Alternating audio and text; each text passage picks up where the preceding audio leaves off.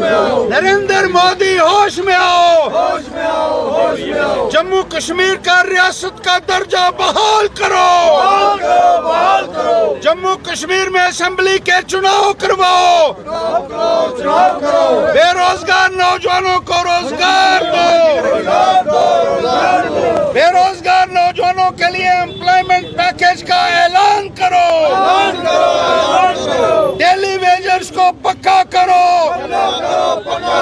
गरीबों की जमीनें हड़पना बंद करो। गरीबों की जमीनें हड़पना बंद करो। लोगों की पेंशनें बहाल करो। गरीबों की पेंशनें बहाल करो। नरेंद्र मोदी होश में आओ। रियासत का दर्जा बहाल करो। नरेंद्र मोदी जी का ये दूसरा दौरा हो रहा है, लेकिन जम्मू कश्मीर के अवाम की कोई भी बात नहीं की जाती है। यहाँ सिर्फ मंदिर मस्जिद की बात की जाती है उनके भाषणों में, और मुलाजिमों को इकट्ठा करके ये कहा जाता है कि उनको 370 सीटें चाहिए। ये भाषण देना होता है प्रधानमंत्री को मुलाजिमों को बुलाकर। और कितना खर्चा हुआ है इस रैली में, हम पूछना चाहते हैं कि सरकार एक वाइट पेपर इशू करे कि प्रधानमंत्री की रैली के लिए कितनी गाड़ियां लगाई गई थी, कितने होर्डिंग्स लगाए गए, कितने अखबारों में ऐड दी गई, और कितने करोड़ या अरब रुपया इसके ऊपर खर्चा हुआ है।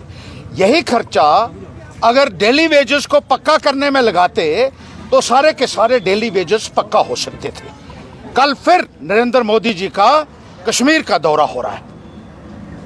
हम उनसे ये कहना चाहते हैं कि अगर आप जम्मू कश्मीर में आ रहे हैं, आपको जम्मू कश्मीर की बात करनी होगी। क्यों हम लोगों को स्टेटहुड से महरूम किया, हमारा रियासत का दर्जा आपने क्यों छीना है, ये हम नरेंद्र मोदी जी आपसे पूछना चाहते हैं। इतिहास में आज तक कभी नहीं हुआ कि किसी स्टेट को डाउनग्रेड करके उसको यूनियन टेरिटरी बनाया गया हो।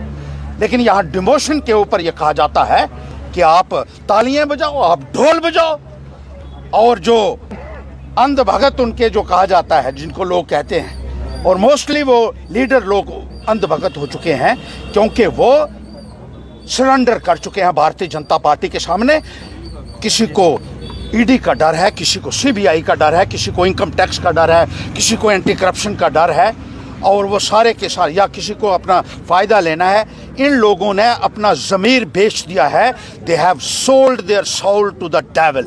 जैसे डॉक्टर फास्टस में हमने पढ़ा था कि अपने आप को बचाने के लिए और सत्ता का सुख भोगने के लिए उन्होंने पूरे तरीके से अपनी अंतरात्मा को बेच दिया है, और कोई आवाज़ उठाने के लिए तैयार नहीं है। नौजवान हमारा सड़कों के ऊपर है, आज कोई पूछने वाला नहीं है, और इनको नौकरियां नहीं है। यूपी और बिहार के लोगों को यहाँ नौकरियां दी जा रही हैं जम्मू कश्मीर के अंदर।